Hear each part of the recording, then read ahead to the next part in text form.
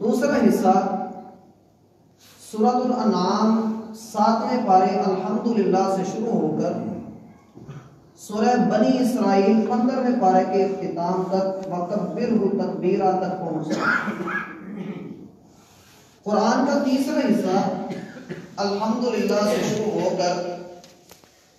اِنَّهُمْ كَانُوا فِي شَكٍّ مُرِيبٍ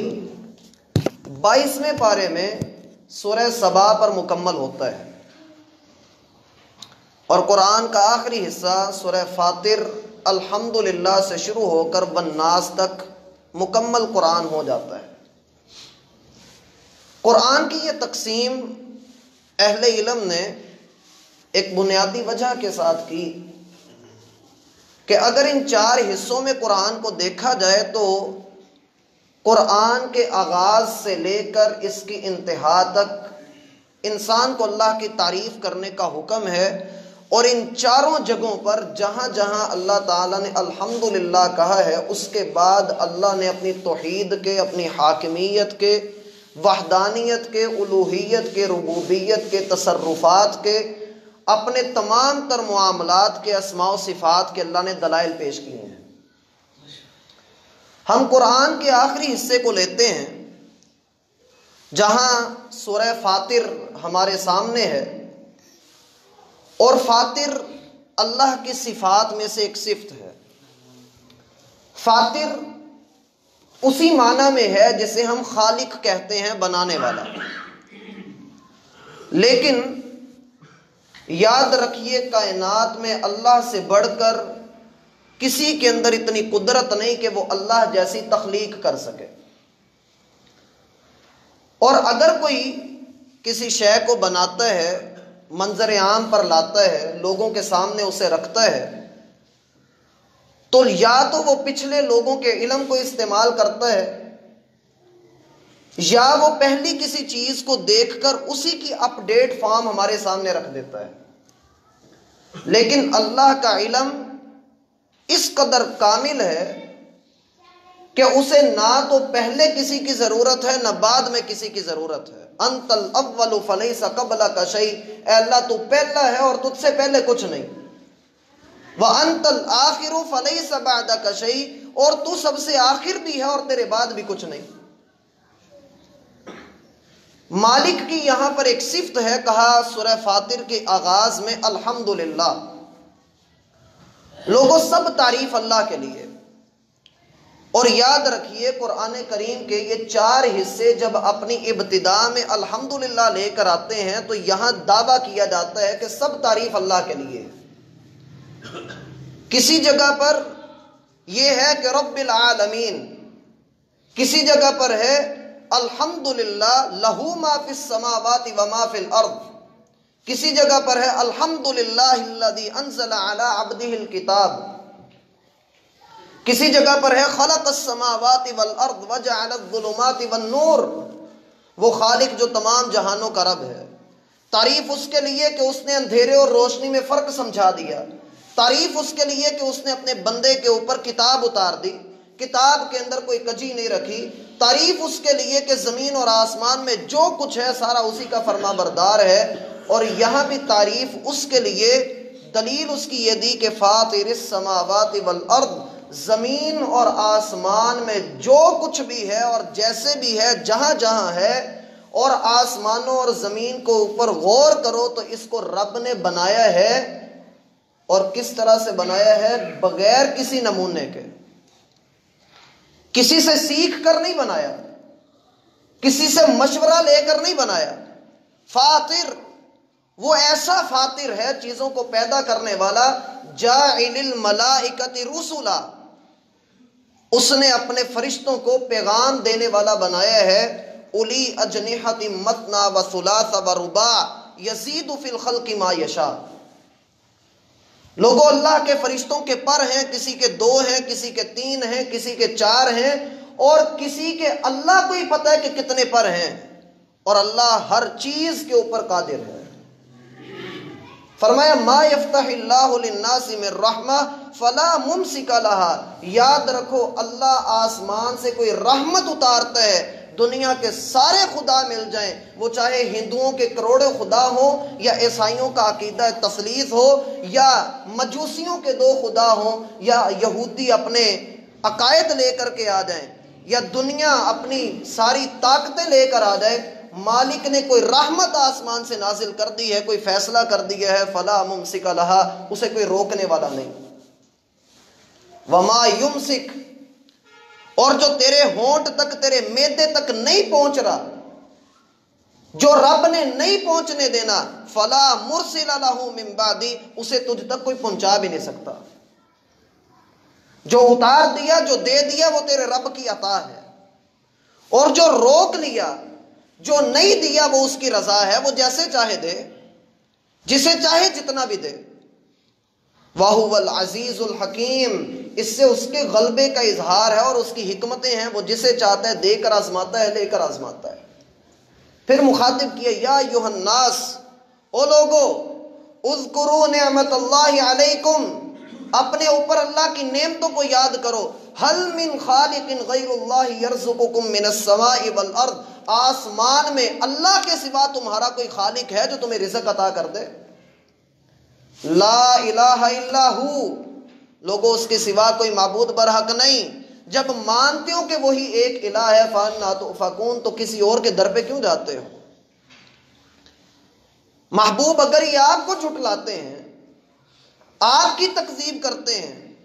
تو گھبرائیے مت، آپ سے پہلے بھی لوگوں کو جھٹلایا گیا، انبیاء کی تکذیب کی گئی، لیکن یہ دنیا دھوکے کی جگہ ہے، لوگوں اس دھوکے سے بچو۔ یہ نہ ہو کہ شیطان اپنے پورے لشکر کے ساتھ تمہیں شکست دے دے، شیطان کو اپنا دشمن سمجھو، وہ تم سے اللہ کے ساتھ شرک کروانا چاہتا ہے۔ افمن زین لہ سوء عملہ فرآہ حسنا، اس بندے کی کتنی بڑی بد نصیبی ہے جو اپنے برے عمل کو اچھا سمجھ رہا ہے۔ میرا بھائی، شیطان کے دھوکوں کو سمجھیے۔ شیطان کی اولین کوشش یہ ہے، اس کا پہلا اور آخری مقصد یہ ہے کہ انسان کو شرک میں مبتلا کرے۔ وہ اللہ تعالیٰ کی توحید کو برداشت نہیں کرتا، وہ کافر کے دل میں تو مایوسی ڈال کر اسے اللہ سے دور کر دیتا ہے، لیکن بڑی بد نصیبی اس شخص کے لیے ہے جو اللہ پر ایمان بھی رکھتا ہے، جانتا بوجھتا بھی ہے، لیکن ٹھوکر ایسی اس کو لگتی ہے کہ یہ اپنے رب کے تصرفات کو، اس کے اسماء و صفات کو، اس کی توحید کو نہیں سمجھتا، اور پھر اللہ کی توحید کے اندر دوسروں کو لے آتا ہے۔ یہ وہی آدمی ہے جو ہر رکعت میں کہتا ہے وَلَمْ يَكُنْ لَهُ كُفُوًا أَحَدٌ، مالک تیرا کوئی شریک نہیں، تیرا کوئی ہمسر نہیں، تیرا کوئی برابر نہیں، اور پھر باہر جاتا ہے تو کبھی مٹی کے ڈھیر کو سجدہ کرتا ہے، کبھی ہاتھ میں دھاگا باندھ کر یہ خیال کرتا ہے کہ میں نے اپنی قسمت کو اپنے ہاتھ میں کر لیا، اور کبھی فیروزہ پہن کر اور کوئی نگ پہن کر یہ خیال کرتا ہے کہ شاید اب میرے دن اچھے ہو جائیں گے، جو ستارے گردش میں ہیں، جو بندشیں ہوئی تھی، جو جکڑ بندیاں تھیں، وہ کھل جائیں گی۔ یاد رکھیے، ابھی ہم نے پڑھا کہ فلا ممسک لہا، جو رب دے دے اسے کوئی روکنے والا نہیں، جو رب روک لے اسے کوئی دینے والا نہیں۔ پھر مالک اپنی کچھ نشانیاں بیان کرتے ہیں، کہا من کان یرید العزت فللہ العزت جمیعا، لوگو یہ اگر کوئی عزت کا طلبگار دنیا میں بنا پھرتا ہے تو یاد رکھو عزت اللہ کے ہاتھ میں ہے، عزت اس کے پاس ہے۔ اگر توحید کو اختیار کر لو تو سب سے بڑھ کر عزت والے، اور شرک سے بڑھ کر گندگی کوئی نہیں۔ ہم آنے والے لمحوں کے اندر انشاءاللہ وہ مثالیں لینے والے ہیں جو اللہ نے اس صورت میں ذکر کی۔ پہلی مثال اللہ فرماتے ہیں واللہ خلقکم من تراب، لوگوں تیرے رب نے تجھے مٹی سے پیدا کیا ہے، پھر اس مٹی کا ایک گندا قطرہ، بدبودار قطرہ بنا ہے، پھر اس قطرے کو رب نے زندگی عطا کر کے اس کی ایک عمر مقرر کر دی ہے، اس عمر کو نہ کوئی کم کر سکتا ہے نہ کوئی زیادہ کر سکتا ہے الا یہ کہ تیرا مالک چاہے۔ یہ تیرے مالک کے اختیار میں ہے، وہ کس کی عمر کو زیادہ کر رہا ہے، کس کی عمر کو کم کر رہا ہے۔ اس نے آنے کی ترتیب تو رکھی ہے، بھیجنے کی ترتیب نہیں رکھی۔ کوئی جوانی میں جا رہا ہے،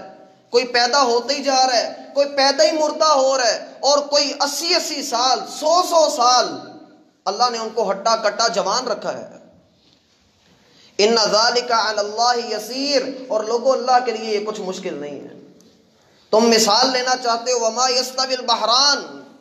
تمہارے سامنے دو سمندروں کی مثال ہے، ھذا عذب فرات وھذا سائغ شرابہ وھذا ملح اجاج۔ لوگوں ایک طرف یہ دو سمندر چل رہے ہیں، ایک طرف میٹھے پانی کا اور دوسری طرف کھارے پانی کا چشمہ ہے، دونوں کے درمیان اللہ نے ایک آڑ رکھی ہوئی ہے اور وہ دونوں آپس میں مل نہیں سکتے۔ یولج اللیل فی النہار ویولج النہار فی اللیل، رات کے اندھیرے کو پھاڑ کر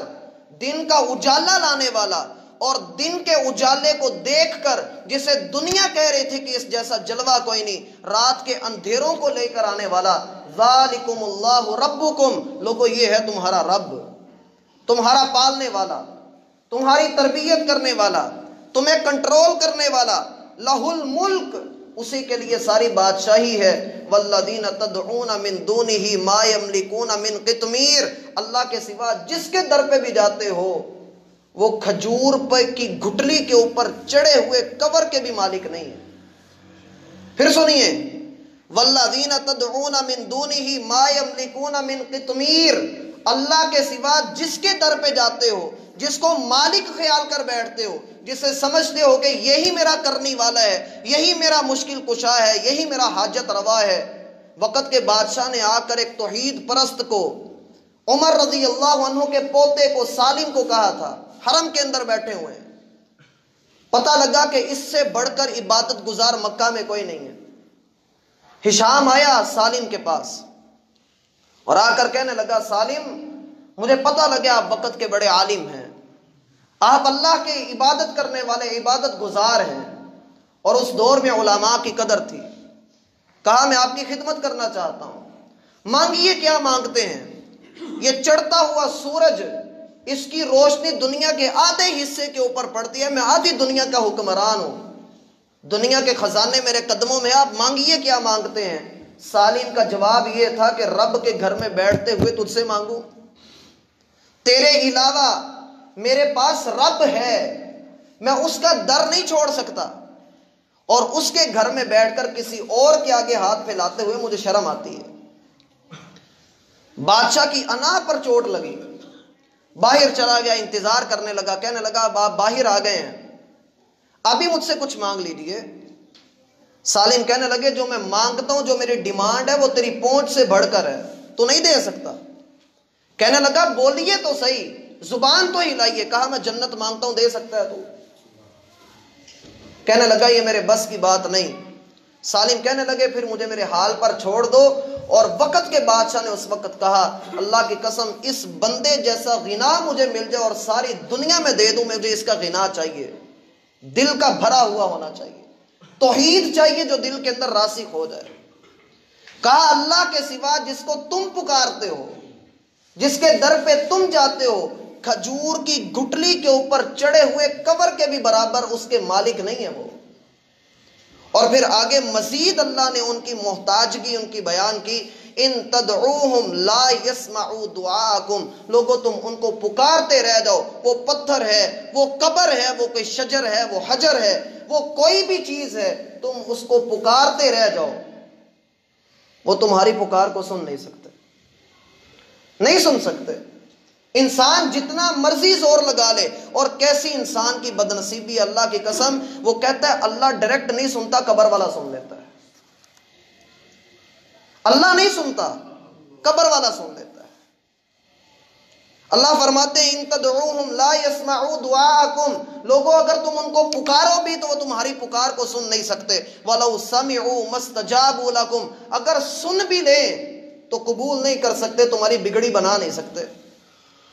وَيَوْمَ الْقِيَامَةِ يَكْفُرُونَ بِشِرْكِكُمْ، اور قیامت کے دن جب تم یہ کہو گے کہ ہم فلاں کے بیعت یافتہ تھے، فلاں کے مرید تھے، فلاں کا دامن ہم نے پکڑ کر رکھا تھا، فلاں کے نام پر دیگے چڑھاوے نظر نیاز ہم نے دی ہوئی تھیں،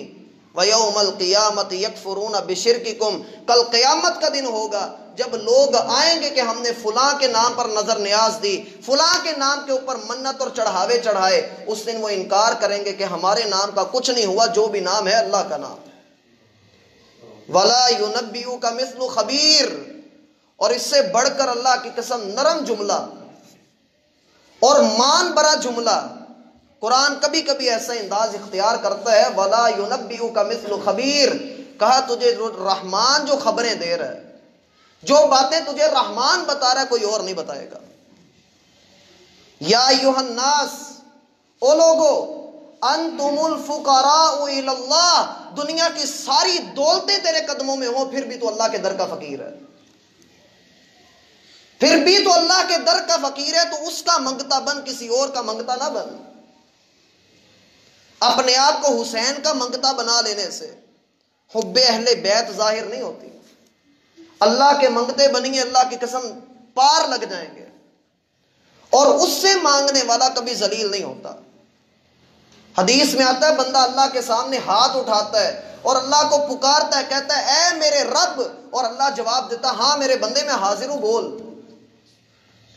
انتم الفقراء الی اللہ، سارے اللہ کے در کے فقیر ہو، واللہ هو الغنی الحمید، اور اللہ سب سے بڑھ کر غنی اور اسی کے لیے ساری تعریف ہے۔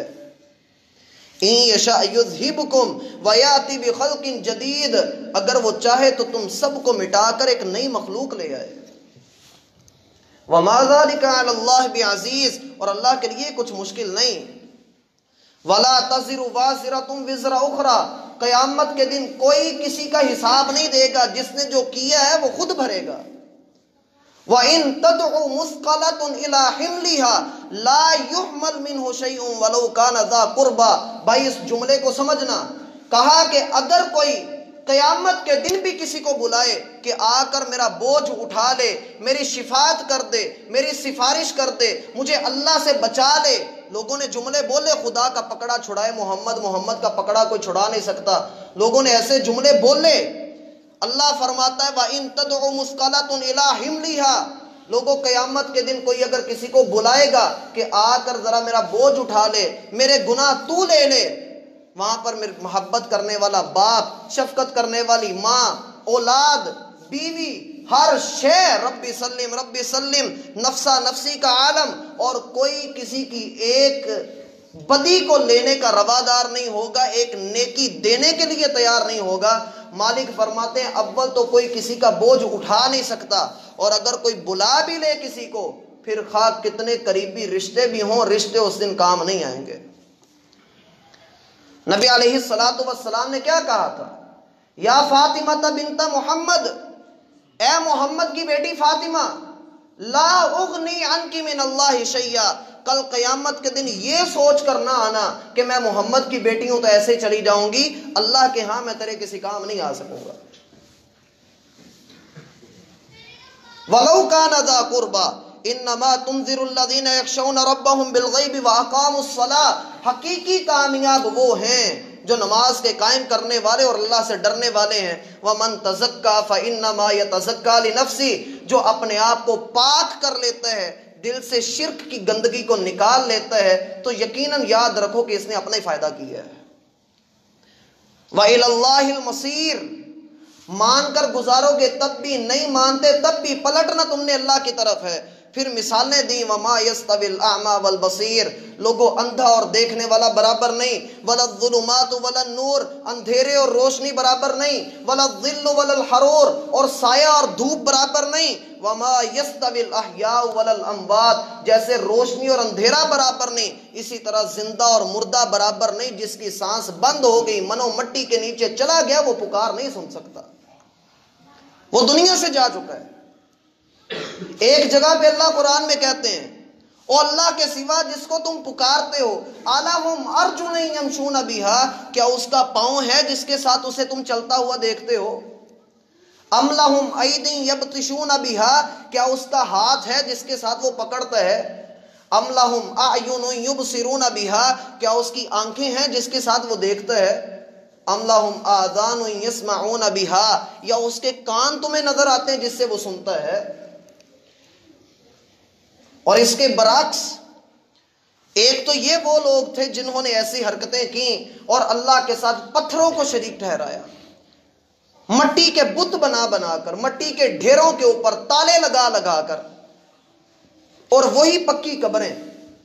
جن کو ڈھانے کے لیے نبی علیہ السلام نے سیدنا علی کو بھیجا تھا کہ ہر پکی قبر کو زمین کے برابر کر دو، وہی پکی قبریں، ان کا طواف، اور غریبوں کے حج کے نام کے اوپر، اور پھر کوئی نگ پہن کر اور کوئی کڑے پہن کر اور کوئی کچھ پہن کر دھمالے ڈال کر کہا گیا کہ یہ دین ہے۔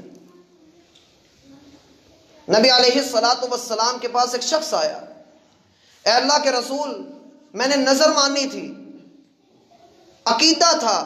کہ میرا کام ہو جائے گا، میں فلاں جگہ پر جا کر ایک اونٹ کو ذبح کروں گا۔ آپ علیہ الصلوۃ والسلام نے صحابہ سے پوچھا، صحابہ ذرا بتاؤ جس جگہ پر یہ اونٹ ذبح کرنا چاہتا ہے وہاں پر جاہلیت کے دور میں کوئی میلہ تو نہیں لگتا تھا؟ لوگوں نے کہا نہیں ہے اللہ کے رسول، نہیں لگتا تھا۔ آپ علیہ الصلوۃ والسلام نے فرمایا اب تم جا کر وہاں اپنی نظر کو پورا کر سکتے ہو۔ دوسری حدیث کو سنیے، ایک غزوے پر نبی علیہ الصلوۃ والسلام جا رہے ہیں اور رستے میں صحابہ کرام نے ایک درخت کو دیکھا تو ان کو یاد آ گئی، کہا اللہ کے رسول ہمارے پچھلے دور میں ہم ایک میلہ منایا کرتے تھے، ایک درخت ہوتا تھا، اس کے قریب اکٹھے ہوتے، اونٹ ذبح کرتے، میلہ کرتے، شغل ہوتا تھا۔